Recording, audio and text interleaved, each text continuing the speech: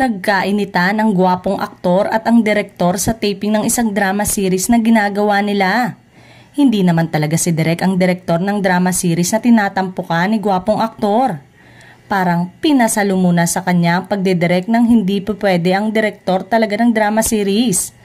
Etong si gwapong aktor ay mahilig mag-adlib sa linya. Pero tugma naman sa script kaya hinahayaan na lang siya sa ganong style.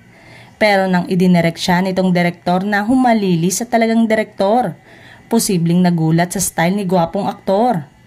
Nang kinuna ng isang eksena, nabigla marahil si Direk nang mag-adlib si gwapong aktor.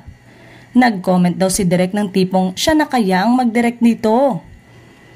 Muntik-muntika na raw magsuntukan pero mabuti na lang at naawat sila. Binakuran daw sila ng mga staff para hindi magkainitan. Nang sumunod na taping, hindi na raw bumalik si Direk. Pinahandle na lang daw sa ibang direktor dahil wala pa rin yung original na direktor ng drama series. Sa pagkakakilala kay gwapong aktor ay mabait siya at marunong makisama kaya nagtatatlong dekada na siya sa local showbiz. Sana umano ay bumalik na yung talagang direktor ng serye sa lalong madaling panahon upang maiwasan ang mga ganitong eksena.